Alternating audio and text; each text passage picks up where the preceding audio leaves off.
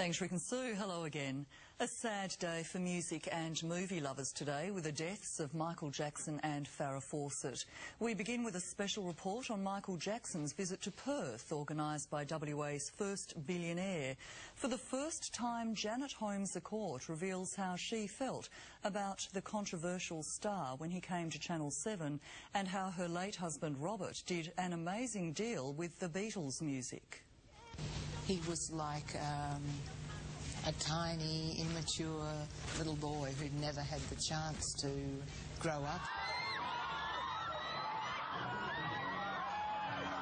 When I opened the door, he just opened the door, one of his people opened the door. He was dancing around like Peter Pan, actually, and just said hello, didn't say two words the whole time we were there. Ladies and gentlemen, please welcome to Perth for Telethon 1985, Michael Jackson.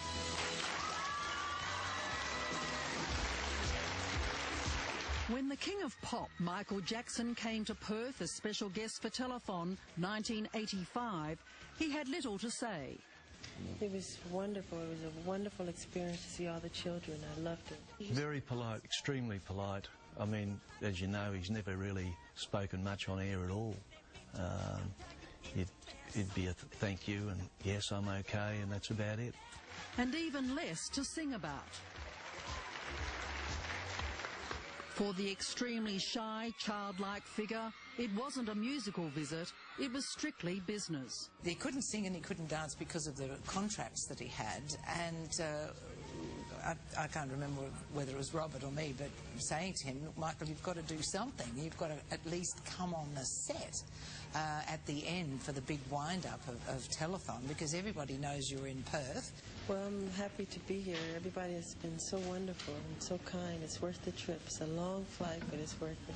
Really was an astonishing experience, because here I was standing on the set at the end of Telethon with this incredibly talented young man who was able to entertain a couple of 100,000 people at a time in a stadium, clutching my hand and sort of looking at the ground and saying, this is just so embarrassing. This is so embarrassing. And I think for me that sort of summed him up. Janet Holmes-A-Court remembers the deal her husband made.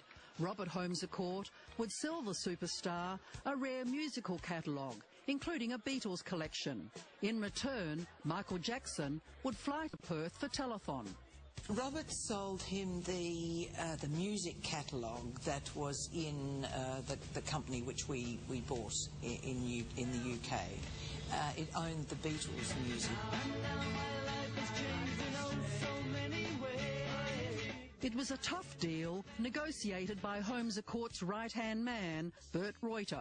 And we had given Paul McCartney first right of refusal, but Paul didn't want it at that time, so Michael Jackson's people approached us and we negotiated with him, but the writing and breakpoint condition was that he had to come to Telethon. But in fact, when Michael bought that music catalogue, I'm quite convinced that it wasn't for the Beatles music, because he never ever did anything with that.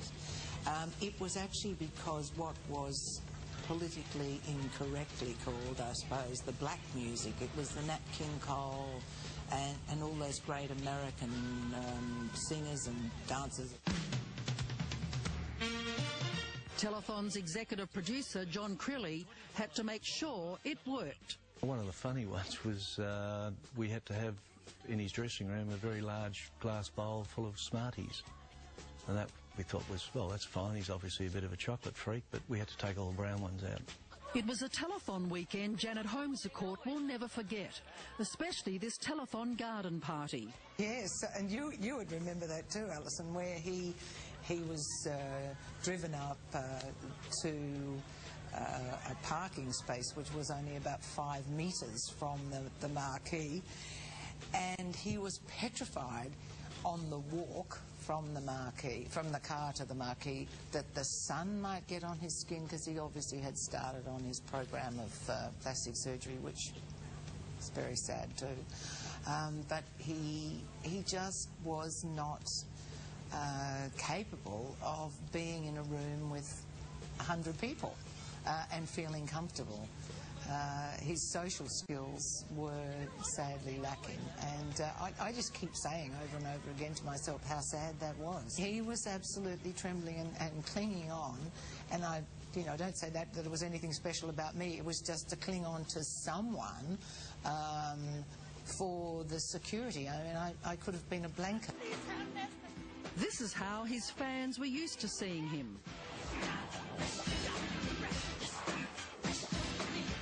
But on front stage, before a peak statewide television audience here in WA, Michael Jackson could not do what he does best.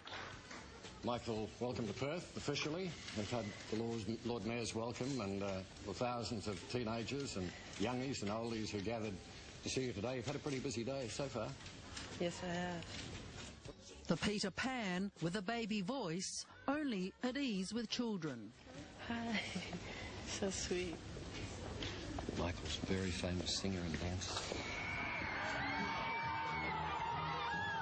We had an outside broadcast on the Saturday morning outside the entertainment centre. We were hoping that Michael would arrive there, but we were unsure whether he ever would, and finally he did arrive, and he stood on the balcony above. The crowd just went absolutely mad. Then he walked down to the crowd, and there were no real barricades or anything there because nobody expected that to happen, and it was absolute chaos. But while he was in Perth, there were several secret outings for Michael Jackson. Interestingly, while he was in Perth, he did go down to Fremantle and record some Aboriginal people playing didgeridoos and clicking sticks and so on. And also, strangely enough, he wanted me to take him to an antique bookshop where he purchased 2 medical textbooks with the most horrendously graphic drawings. I think they must have been 19th century medical textbooks about skin disease. We're terrifically pleased that you came, Michael. Thank you very much for coming. I'm happy to be here. Thank you for having me. Ladies and gentlemen, our special guest for Telethon 1985, Michael Jackson.